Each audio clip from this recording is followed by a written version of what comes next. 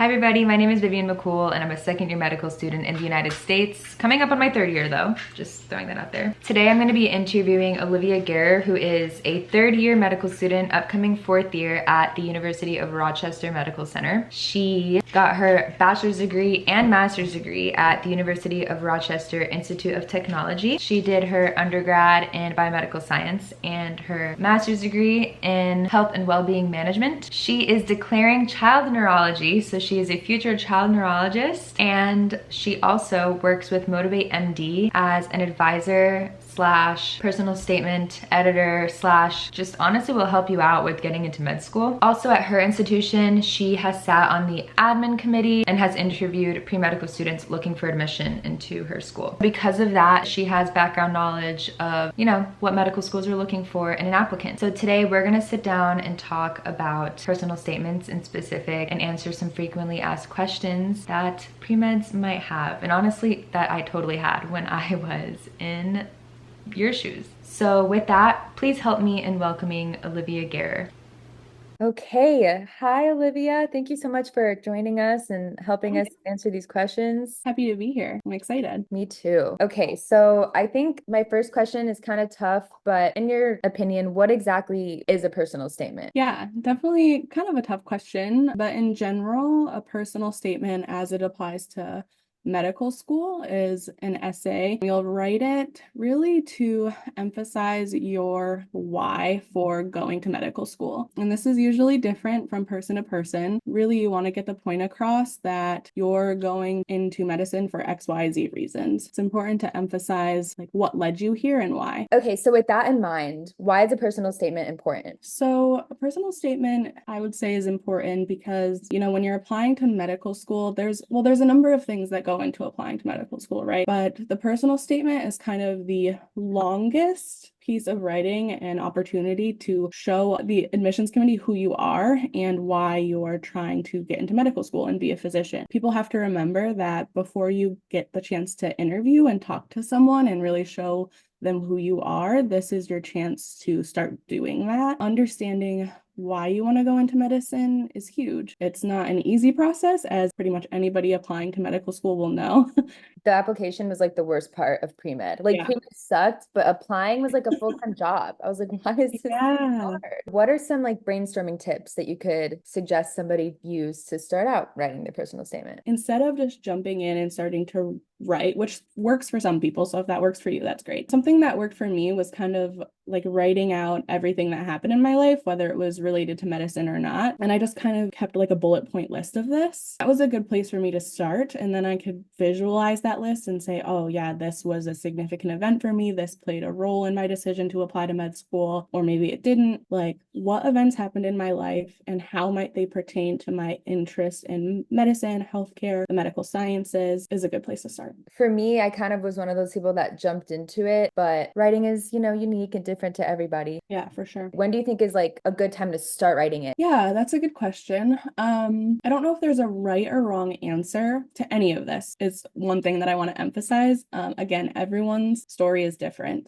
Giving yourself enough time to really think through these things fully is important, and that will look different for everyone. Being realistic with yourself about how long you need to brainstorm, to draft, to edit, to finalize, those are all things that take time. And you also have to consider what you're doing when you're applying to medical school, right? Because there's people who are third years in undergrad, so they might be doing coursework, you might be doing gap years, you might be having free time. It really depends on what's going on in your life. I would give yourself at least a couple of months, if not more, to really just not rush the process. I think that's great advice, giving yourself enough time so you're not stressed out during the whole process. Are schools looking for eloquent writing styles, or what type of voice and tone, little things like that? Yeah, that's a good question and something people ask me a lot as someone who edits personal statements. We're going into medicine, right? We're not going to be professional writers. That being said, it needs to be readable. It should be professional to a degree. You don't have to be the best writer out there, but I think things to look out for specifically: misspelled words,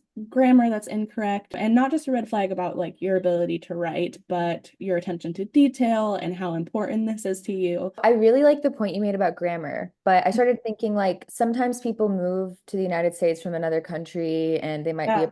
a med school here. Do admissions like take that into consideration, or are they kind of just like you're going to be a doctor here, so like we expect Mhm. the same, you know? I think that's a great question and something really important to talk about because diversity is so needed and so important in medicine and valued, right? In terms of grammar, right? I think it's important across the board. You want to make sure that your personal statement is easy to follow because you want whoever is reading it to understand your story. You want the great things that you have to say to be received by the person reading it. And I think, if there are little things that you struggle with, that's totally fine. And there are a lot of resources to help you. Having someone read it over is always a good idea, no matter where you're from. So true. I sent my personal statement out because you want to make sure you're Yeah, representing yourself appropriately, and absolutely. great advice. Whether or not you're from here, get someone else Mhm. to read it. Do you think that the essays need to like take up the entire word count? Do you think they can be shorter? Like what's the tea back there? Yeah, that's a good question. Each different application service has their own character limits for personal statements. Like MD and DO application services have a 5,300 character limit, and then the Texas application service, I believe, is 5,000 characters. It's usually about a page and a half, single spaced. I don't think it's necessary to fill it all the way up and be like, I need to be at 5,300 exactly. That being said, if you send in a half a page, that's kind of sus. Like that doesn't look great, within reason, I would say. You just like triggered a memory for me where I used to think that like it told you guys the word count. I don't believe it does. So what are some do's and don'ts for a personal statement? By the time I finish reading your personal statement, I should not have a shadow of a doubt of why you want to go to med school. And I get so many personal statements that I'll read where it'll be like, okay, you're a medical scribe, or you were like a medical assistant, or you did some volunteering. That's great. Like great things to do. But like, why'd you do them? And how did that impact you? How did it contribute to your desire to go to medical school? There are plenty of people who choose to be medical assistants as a career. Why did you want to do more? So make sure you answer that question, why medicine? To do that, it's really important to show, don't tell. And what that means is like, for example, I might say, while I was a medical scribe, I learned that it's really important to be empathetic to patients. And as somebody who's reading that, I'd be like, okay, like that's great, but how did you come to that conclusion? You need to dig deeper than that. What did you observe as a medical scribe that made you realize empathy was important? Did you see someone get into a major car accident and was on the brink of death, and you saw a physician who was counseling their partner, who was experiencing a flood of emotions because their loved one was coding in the other room? I don't know, like that's a really extreme example, but just giving me more.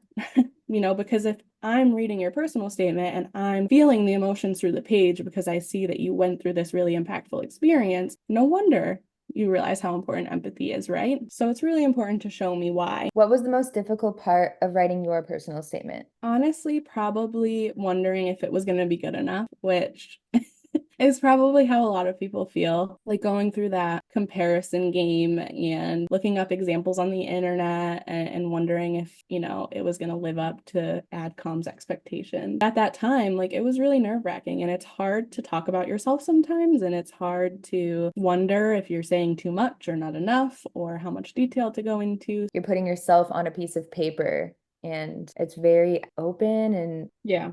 intimate and weird and scary. Ooh, God, we're not dealing with that anymore. Well, you're about to again for ERAS, but Yeah, I know. Oh, speaking of procrastination, I'm telling everybody else, like, oh, don't, I need to start writing another one. So it all works out. my last question is extremely relevant, I think, for today. How do you think AI has like helped or hurt with the personal Oh. process? AI. That's a hard one to answer because in personal statements I've read, right? Like I don't actually know the individuals used AI or not. It's a tool, okay? And that's what I'm going to say is it's a tool. That's all it is. So it shouldn't be something that is relied on to do the work for you. That's so important to keep in mind. AI makes mistakes. So you can't always rely on that as like the end all be all, this is going to save me and this is it. And I don't don't need any other help, I think is really important to consider is you're applying to medical school and you want to be like self-sufficient. This is only the first part of applying to medical school. You're going to have a personal statement, you're going to have activities, you're going to have secondaries. It's going to be extremely obvious if you only rely on AI to write everything for you for each of those things. One, it's probably not going to make sense. And two, it's not going to be consistent. It's going to be clear if one thing sounds really wonky and one thing sounds amazing, and you're about to enter a field where you need to be able to use your brain on your own and know how to use your resources and use them to your advantage without allowing them to take over your ability to think for yourself and you learn the skills that you need to learn to do the things that you need to do. You're right, it's not consistent. Like Yeah. my writing style is my writing style. AI is not a person, so it doesn't write the same way every time. And the part about using your brain is so true, because you might use AI or another person or whatever to like try to scam your way through a personal statement. But when you get to medical school and you do start writing manuscripts, that's not going to fly. I think another really important point is like in your personal statement, if you use ChatGPT or whatever, and it's like using all these big words and you sound really smart, Yes. down for your interview and you open your mouth, they're like, yes, you're out. absolutely. Like, don't shoot yourself in the foot. Just like be genuine, be yourself, and that's enough, because there's no one that is exactly like you applying, and they want you to be the doctor, not like you plus a computer. Like it's a tool all day. I don't like the fear mongering with AI. I think it's kind of weird. Love that. Yeah. Like don't tell ChatGPT, hey, write my medical school personal. Yeah, like that's just, it's unethical. And I love what you said about the interview piece. Like this is one part of your whole application that define you as an individual. You're going to be asked about the things that you write about too. So you need to know what you wrote about. Okay, well, I guess before we wrap up, is there anything else that you feel like is important for pre-medical students to know about writing their personal statement that we didn't get the chance to talk about? Avoiding conversational tones, like really conversational tones. I'm not saying that it needs to be like a professional, like scientific paper. It shouldn't be, but it should be somewhat professional. Speaking as if you're talking to your friend is not appropriate. So that's something I just wanted to put out there because I see that a lot. And then I think kind of the final one that I see somewhat frequently is that one of the inspiring moments for someone pursuing medicine was like a negative experience they had with healthcare, which I get.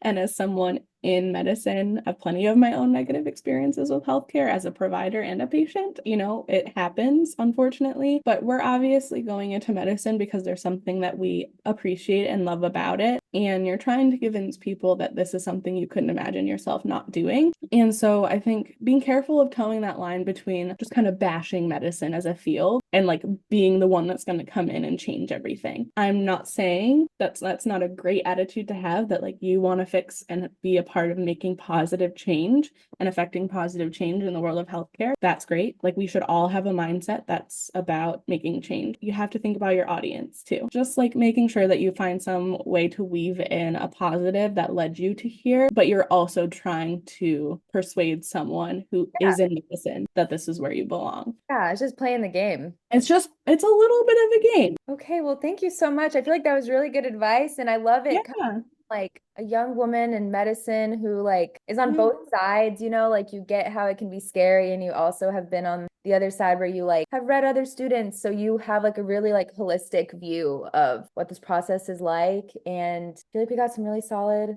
input, and I'm sure a lot of people will like gain something from this. I know I did. So. Yeah. No, I'm so happy to help. It was great to talk. Thank you for having me, and I'm happy to chat with you anytime. Okay, awesome. Thank you. Yeah. Okay, guys, so yeah, that wraps up our video. I hope you guys enjoyed it and learned a lot. And if you have any questions, leave them below. Me or Olivia can get to them. If you need help with your application process, writing personal statements, editing them, anything else in between, check out Motivate MD. They can totally help you out. So with that, I will see you guys next time. All right, bye.